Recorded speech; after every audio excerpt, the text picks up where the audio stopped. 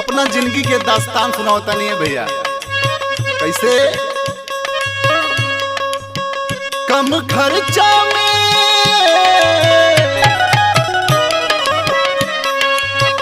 कम खर्चा में परिवार के जियाइला, कम खर्चा में परिवार के जियाइला, नाला सुपारा में जिंदगी हम बिताइला।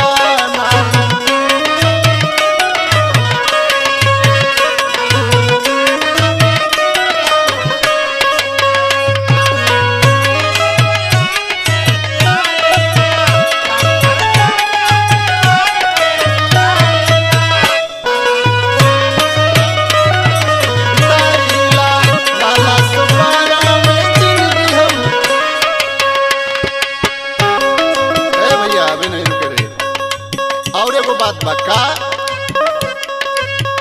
दिन दोपहर रोज ऑटो हम चलाइला, दिन दोपहर रोज ऑटो हम चलाइला, नाला सुपारा में जिंदगी हम बिताइला।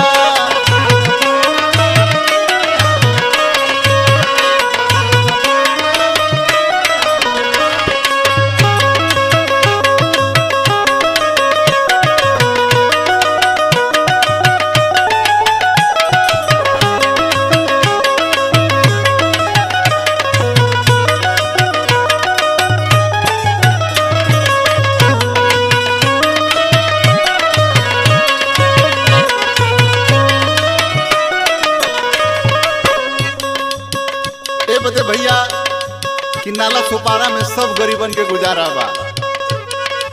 ऐसे कहे के बाका सभे लोगन के वही जत ही गुजारा बा, दुखिया गरीबन के उहे तो सहारा बा।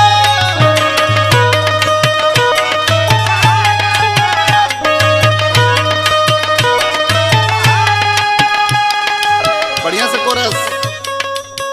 सभे लोगन के वही जाता ही गुजारा बा, दुखिया गरीबन के उहे तो सहारा बा।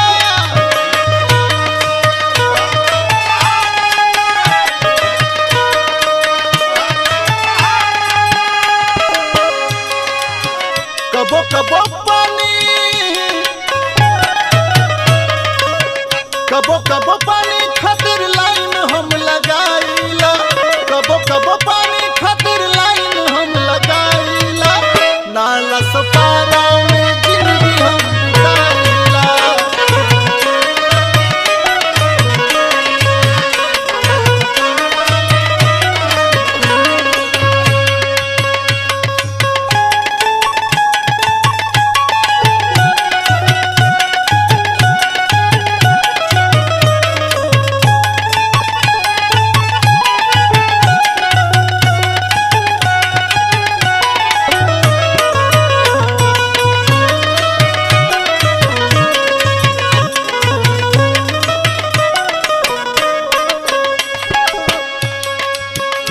एक बात और कहे के बा भैया का दोनों टाइम भोजन भर पेट मिल जाला हो, दोनों टाइम भोजन भर पेट मिल जाला हो, भौरी चोखा के प्रोग्राम भी बन जाला हो। बोला भैया।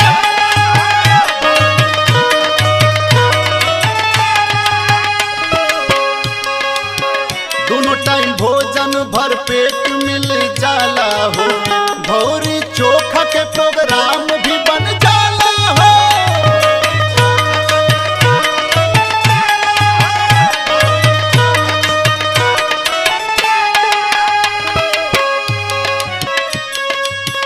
यादव जी के डेयरी में,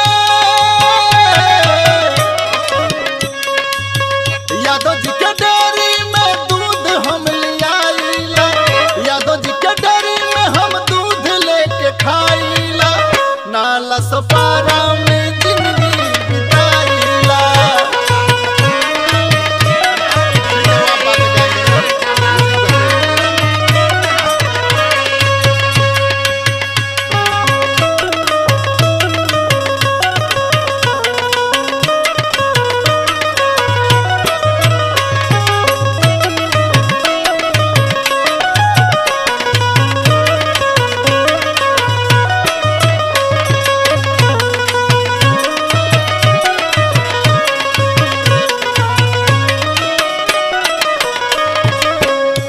अपना जिला जवार के लोग भी यहाँ मिल जाला भैया, एले मन लग जाला। एले कहे के बात गौवा के लोग सभे ओही जाही रहता रे, गौवा के लोग सभे ओही जाही रहता रे, करता रे मेहनत दुख दर्द के सहता रे, करता रे मेहनत